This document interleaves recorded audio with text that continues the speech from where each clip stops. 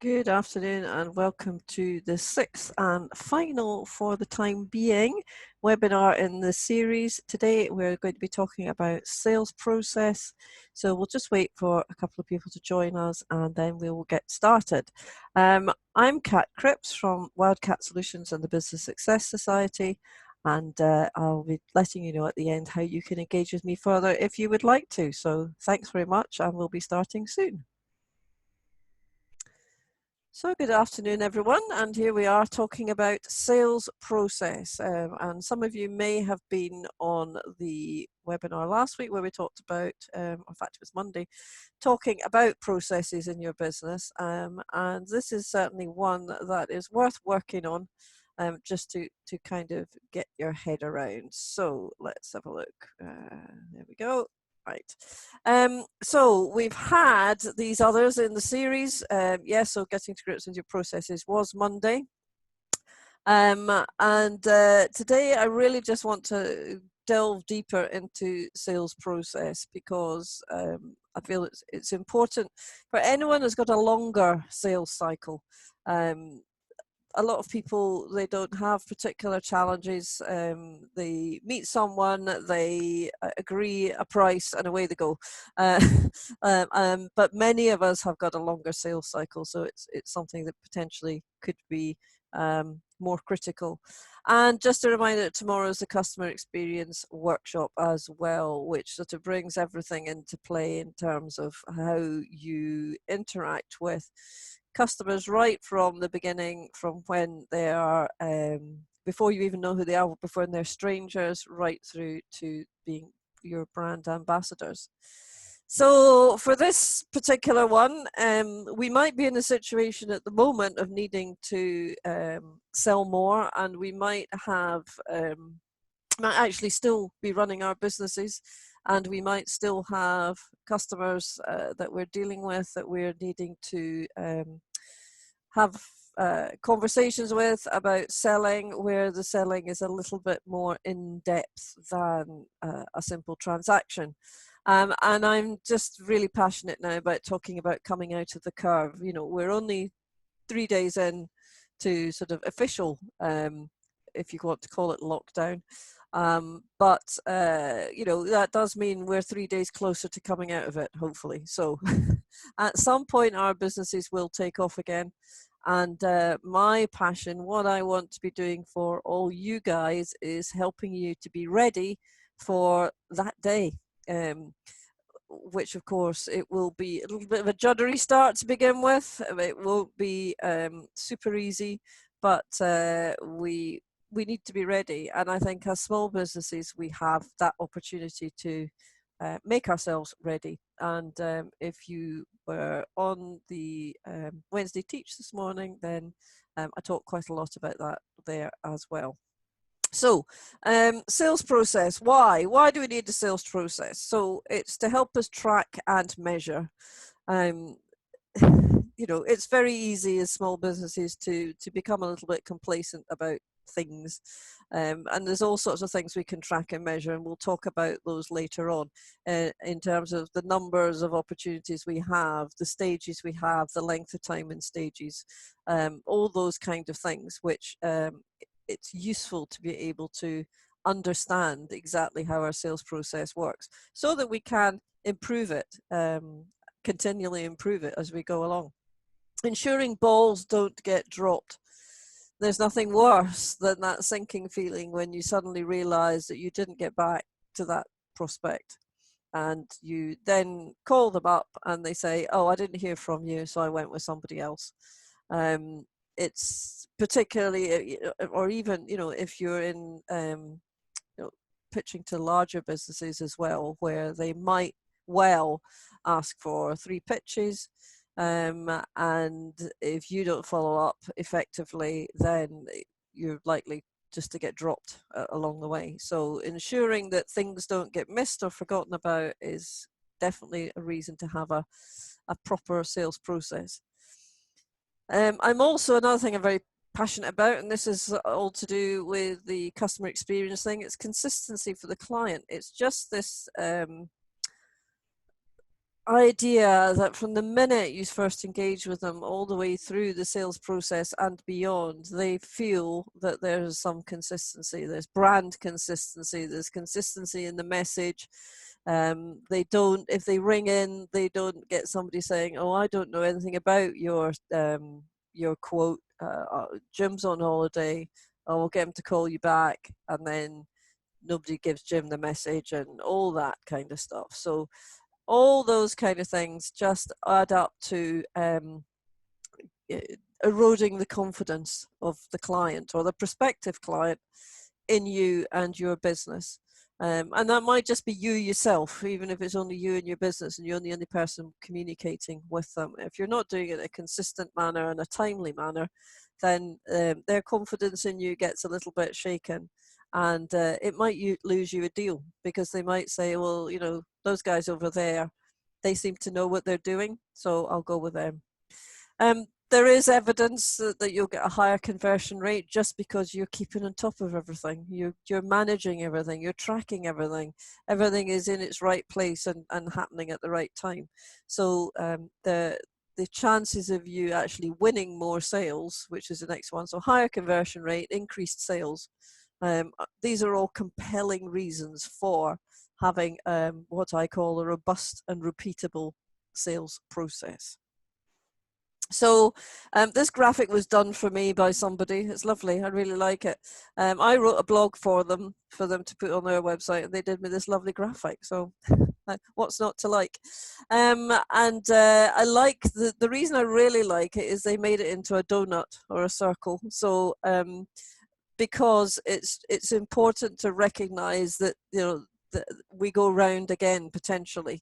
That once we've actually satisfied a need, then it's the next time round when we sell again to the next client, etc. Oh, some new people joining us. Hello there. So I will go through each of these in turn now. Just before we start with this, your personal sales process, which you'll be invited to think about at the end, might have 3 steps, 7 steps, 17 steps, particularly if you're doing things like tendering. This is really just to get you started with your thinking. So I do have one client, and we sat there for about a morning, certainly, thinking about their sales process, and decided it had 2 stages. And that was absolutely right for them, and that, you know, it works for them. So I'm not saying you have to have 7. 5 is probably about average, but you might, depending on your business and how your business model works, and what sort of industry you're contracting into, and the complexity of your quotes and proposals and all that kind of stuff, you might have more. But so this is just a guide. So number 1 is this kind of initial contact. So I want you to think about where your leads come from, where, and this might be, of course, just an existing client who's going round again. You're re-quoting for some new work. But where do new leads come from? And we talked a little about lead generation yesterday. And at what stage does a lead come into this more formal sales process? So we talked yesterday about engaging leads and giving them more information, and you lead them through to the point where you want a result to happen. So that might be selling something simple like selling an online course, but it might equally be the point where they start having the more meaningful conversations with you, because you've got more of a solution to sell rather than it being transactional. So at what stage in your business, and this is individual, what stage do you think you're not a lead anymore, you're now what I would call a true sales prospect? And what for you is the trigger that enables them to sort of come into this, which is essentially your sales pipeline? What information do you record on them? And again, this will be different for every business. Do you, you know, what depth of information do you need to have about a prospect at this stage to enable you to go through the sales process with them, and where are you keeping that and how are you managing that. So this is stage one. They've come into your sales funnel, and there should be a picture of a sales funnel on there, but for some reason it's disappeared. They've come into your sales funnel. You have stage one, and you might have, say, 100 people that come into that stage, and you have a much smaller number that you actually might work with in the end. But these are the ones who have come in into your world. So that's stage one. Stage two is qualification, and this is, for me, one of the most, I've said the most important stage. I mean, it is incredibly important that you actually, if you get those 100 people in, that you do a little bit of qualification on, or quite a lot of qualification on them, to be perfectly frank.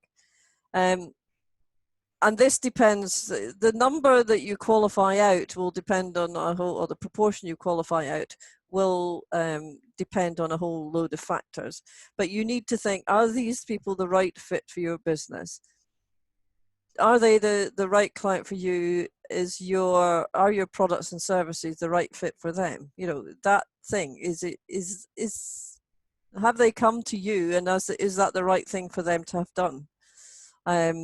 Do you look at them and think, actually, this is not a client that I can ever do a good job for? Either I'm too big, or I'm too small, or they're in the wrong industry, or I don't have the right product for them. This is the time to say, I'm very sorry, I don't think we have the right products and services for you. You might want to go and talk to Jim over there, because he has got the right products and services for you. And I've done that on, well, yeah, reasonably large number of occasions where I said, that's not me. You know, you've come in, you've wanted to talk to me, but actually, I've looked at you, you've looked at your business, and I think you'd be better off with somebody else. So have the courage of your convictions to do that. Well, I know when you're starting out in business, when you're a startup, it's really hard to turn down business. Really, really seriously hard, because you think, oh, well, if I can just do that extra little bit of work for them, that I don't normally do, but I could do it. It rarely ends well. I think that there's probably arguments to say that nobody comes out of that having won, really. And what you want is for both parties to win. So think very hard about whether the person's standing in front of you, the business, is the right fit for your business with the right budget.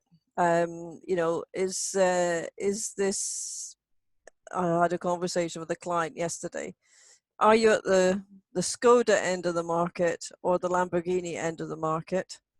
And having decided on that, is this person standing in front of you, which end of the market are they at? Because either way, it won't fit. So if they've got a Lamborghini budget and you're offering a scooter, then it's not the right fit either. Equally, obviously, if they don't have the money to pay for your services, but it doesn't work the other way either. And I've just put there right contact, because it's quite useful early on to identify if you're speaking to the right person in an organization, because sometimes you can expend an awful lot of energy trying to get to grips with a business when you suddenly realize a long way down the line that there's different people that should have been involved right from the start. So it's worth having questions with people. Sometimes they allow some quite junior person to go out and do this kind of fact-finding thing. And you can find that you're talking to somebody who has got no decision-making capability and no influencing capability. Be careful with that one, because sometimes they can be a good influencer, even if they're not the ones. And when I say writing the check, it's an old way of saying it, but you get the drift. Authorizing the spend. You want to be talking to at least to a really good influencer, but it's not always the case. So just make sure at this stage, it's a really good point to try and make sure you're getting the right people involved now. Otherwise, you can waste an awful lot of time, effort, and potentially money with the wrong person.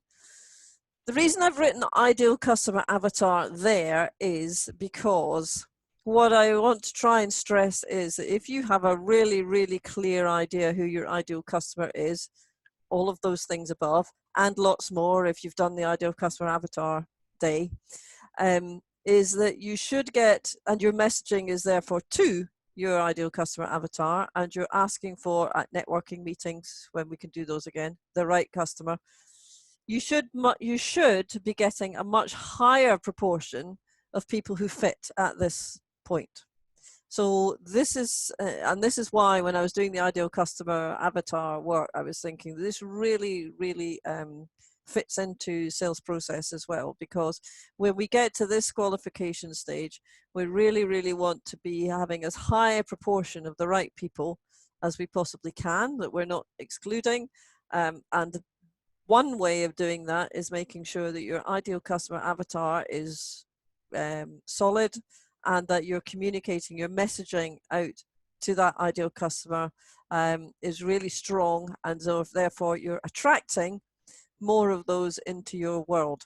So at this point, we want a nice high proportion of ideal customers. See, I have planned this, you see. No, it may look random, but this has got a lot of thoughts gone into this.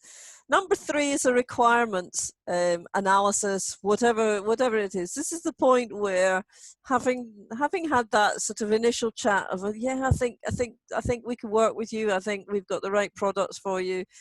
You now need to really drill into what it is that they need, bearing in mind that what they say they want and what they need might well be two different things. So, and you're the expert, you know this stuff, this area better than they do. That's why they've come to you, because you've got something, you've got expertise, products, whatever it is, that you know about that they don't know so much about. Bearing in mind, of course, the whole buyer's journey, they have educated themselves to a degree on the way through. They now come through a bit more educated and savvy than they used to. So the biggest thing at this stage, number 3, the biggest thing is to have your 2 ears and your 1 mouth, and to use them in that proportion. This is the listening phase. This is the point at which you're really, really, really listening to your customer or your prospect, and what it is, what's wrong, why they've come to you. What are their pain points and challenges? What's going wrong in their business or their personal life that they think you can fix? And the more positive things, what are their goals and their aspirations for their business, or their personal life? Where do they want to get to? And therefore, how can you also speak to that part, that more underlying part, because they might articulate in point 2 there what they say they want and what they need. They'll be articulating that to a degree, but actually what you need to do is get back to, well, what's the outcome they actually want in the end? A smoother running business, saving costs, whatever it might be, whatever their goals, and if they want to grow their business, they want to double their turnover in 5 years. Those kind of things are the things that help you to help them. So make sure you're not just sort of going through a checklist of software requirements or something. You're actually trying to sort of understand what the actual business goals are as well, and what's causing them difficulty. So that's requirements. Number 4 is where you then pitch back to them. You show them how your services, your products, your solution will benefit them. So, and this is to demonstrate to them that you've listened to them. And this is to give them the value proposition as well. This is this bit about what this will do for them in their business or in their personal life, whatever it is. As you're doing this, in general, this potentially would be another meeting. I do them online through Zoom sometimes. I will be doing them more in Zoom online, I'm pretty sure, even after all this is over. keep listening. Keep listening because more stuff comes out. Particularly if you've got a group of people where they start talking amongst themselves and you can hear them, you know, and sometimes it's things like the buying signals. Oh, so that means we could do X, Y, or Z. But it's another opportunity to listen and gather more information, because as they see what it is that you can do, that will then inform them, and they start to articulate a little bit more about how they see this solution fitting into their lives. And it might just be a one-to-one conversation, but listening more is quite useful at this point. At this point, after this point, this is where you send your proposal, your quote, your estimate, whatever it is in your world that you do, where you through that whole process of requirements analysis and then pitch or demo, you can then sort of say, this is the solution that I think will help you with the problems that I've heard that you have, or with the goals that you want to meet. And sometimes you might want to provide options, and providing options at this stage is quite beneficial, because it allows you to give them some sort of feeling of where they want to be in this. So sometimes you might give different pricing options or different ways of doing things. You don't want to give them too many, because people sometimes don't like choice, but saying, well, we could do it this way or we could do it this way with different pricing options, depending what you've heard them say, can be really, really useful, and it helps you potentially at the next stage as well. Talking through a proposal or a quote rather than just sending it out, you know, presenting it in a way, and again, you might do that online, allows you to hear and handle and remove objections as you go along. Whereas if you just send it to them, sometimes it can be a bit, you know, they read it on their own and they come to a decision. So if you can kind of do this, talking through the proposal with them as you give it to them, that can be quite useful. And at this stage, I'm a fan of really clearly setting out all expectations. So if you want to proceed today, or if you want to proceed, we would need to have your firm purchase order by such and such a date. We would then do such and such for you and order materials. I've just had my roof done, and the guy said it will be X pounds. If you order today, I will order your replacement Velux window, and we will then be in a position to fit it within the next 2 weeks. Absolutely clear. So it meant that if I didn't give the go ahead, then the Velux window wouldn't be ordered, and therefore the whole process would then take longer. So be absolutely clear in terms of what all the expectations are. If you're going to want a deposit up front at this point, this is exactly the time. Don't spring that on them after they've accepted it. Say, if you accept this, we would expect a payment of X pounds by such and such a date to enable us to start the project. Tell them what the payment terms would be, cover absolutely everything in this, and absolutely clearly set out the expectations. If you want them to fill in forms to raise a credit account, all of that thing. If you want them to set up a direct debit, every single thing in here, so that again, you're giving them absolute clarity, which is and consistency, which is what they want. So they know exactly where they are. And if you've got options on there, tell them exactly, again, what you say. Well, if you go for option A, this is what will happen. If you go for option B, this is what will happen. So be absolutely crystal clear on this at this stage, what's going to happen next. The next thing I call negotiation. This is just this bit where you'd love to think you were going to skip this. But in larger sales deals, more complex sales deals, it probably comes into its own.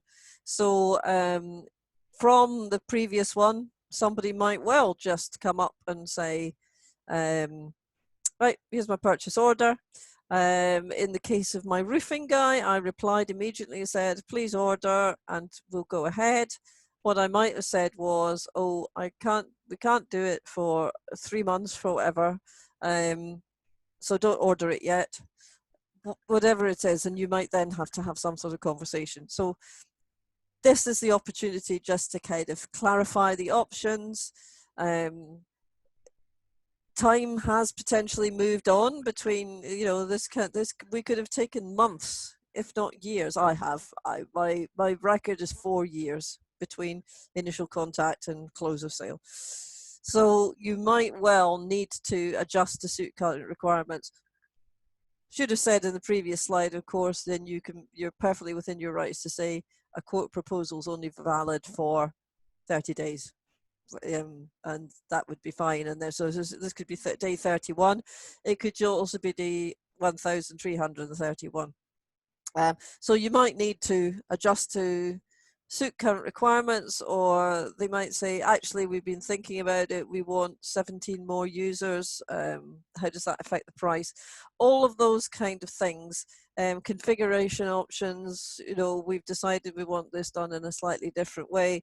This is the point of just this final, you know, getting your sharp pencil out and getting down to the nitty gritty of the exact thing. And what I would then send is a thing called, I call it an order confirmation, which is the bit that says, this is now what we've agreed.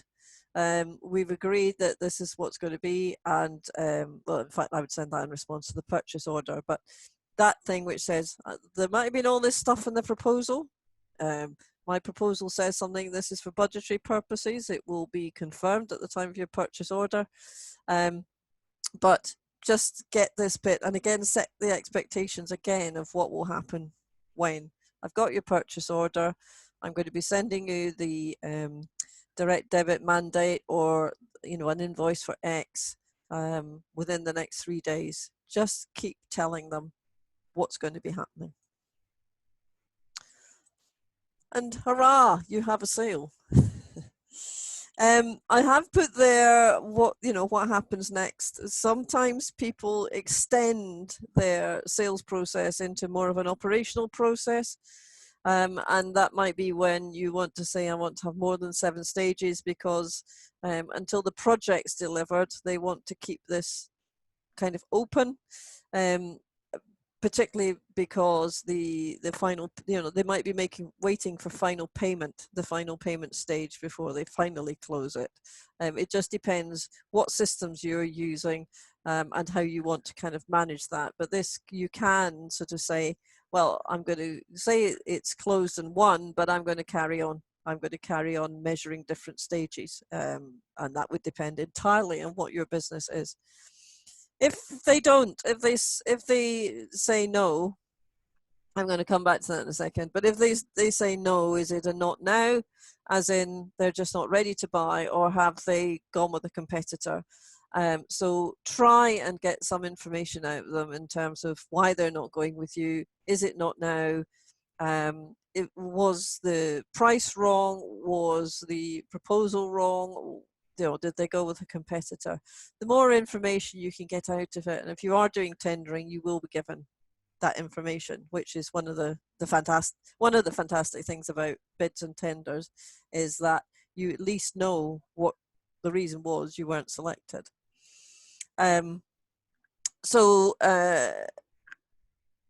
Yes, so what I was going to go back and say is sometimes we spend a lot of time between 5 and 6, and I suffer from it, and I know a lot of businesses suffer from you've done your proposal, you might even have had a bit of a chat about the proposal, you might even have done some objection handling, you might even have had a little bit of negotiation, and then nothing happens. Because, well, there's all sorts of reasons. They just, quite often, my biggest competitor, for example, in my project work, my biggest competitor is not somebody else. My biggest competitor is they do nothing. They do absolutely nothing. They don't change anything. And it's really hard to get, excuse me, to get over that, because people don't like change, as a lot of people are finding out at the moment. They don't like change. There are strategies, there are things you can do. So I worked with one business, and they had an incredibly long gap between proposal and close, incredibly long. And that was partly because the people that they were speaking to were not the decision makers. And the particular thing they were doing, it was really, really hard to get in front of the decision makers. So we agreed that some digital marketing, showing, and this is where we talked about yesterday, about the different content you send to people at different stages, where they just kept telling them, with a lot of social proof and things like testimonials and case studies, how fabulous they were. So not really overtly selling or anything, just case studies are particularly good at that point, just to say, we work with company X and this is what we did for them, and this is what they said, and this is what the difference was that we made. And they just, not continually, but they sent out material like that to the decision makers, to try and move them over the line. And it is a big challenge, that stage. And I think pretty much everybody has suffered from that at some point, where you've sent out a quote or a proposal, and you've followed it up, and you've tried following it up, and they just don't talk to you, and they don't even tell you they don't want to work with you, or they just don't do anything. It's the most frustrating thing in the world. There are other countries in the world, apparently in the Netherlands and Germany, that would never happen. They'd be more than happy to tell you to go away and not bother them anymore. But we're too polite here, apparently. So what information do you want to record? Things like the value of the pipeline. So you want to be able to see how much money there is sitting out there on the table. That's a really, really powerful thing to be able to see. And what would be lovely if we could all have big fat pipelines in the next few weeks. The trouble is, at the moment, it's just going to be too hard to talk to people, but it does at least mean you've got the time to think about this process and get it in place. What other things can you record? What stage are you mainly losing them on? So if you are losing a whole pile, so 100 come in stage one, and after qualification stage you're left with 2, then you're doing something wrong in your marketing, because you're attracting the wrong people. So it's really important to know that, for example. How long does each stage take? And this allows you to plan, for example. So if you know that your sales cycle generally takes 3 months, 6 months, a year, and which stages take the longest, then you can plan, and you can start to understand when jobs are going to come through, which could be a resourcing thing as well. So you might be really interested in knowing when you can expect these things to actually close and be delivering the work. How many leads convert? If you've got 100 at the start, how many are you actually closing in the end? Useful things to know. And in your business, there might be other metrics as well that are relevant to you. So again, it's something we could definitely chat about more if you wanted to get more involved. But it's only when we sort of sit there and sort of say, how does it work at the moment? Well, it would be really useful to know this at this point, for example. How many follow-up calls do you need to make? Who makes them? All those kind of things. This would depend very much if I was working with a bigger sales team, in terms of how they want to structure some of these things. When the follow-up calls get made, what's who sends out quotes? If you have a sales team, then there would be much more to go into this piece. So your challenge, because I always end with a challenge, your challenge is to actually sit down and write out the relevant stages for your business. So as I say, you don't necessarily need to have 7. Those 7 are kind of the most common, but you don't necessarily need to have 7. think about things of how you move and what the criteria are from knowing that somebody's moved from one stage to another. How you would get them to move from one stage to another. How would you get them to move?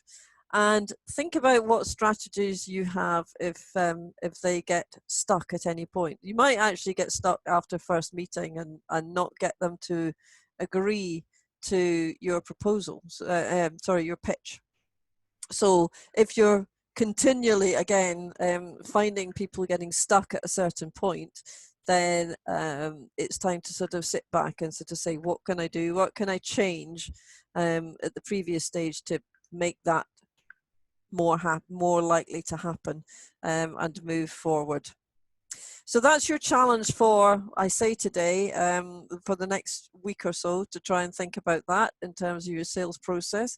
If you'd like to contact me, you can find me in Facebook in the Business Success Society. My email address and mobile phone number are there as well. So what I'm going to do now is thank you for joining me. I'm going to switch off the recording now, and then if anybody has any questions, I can't see any in the chat, any of any questions, then they'll be very welcome to take them now.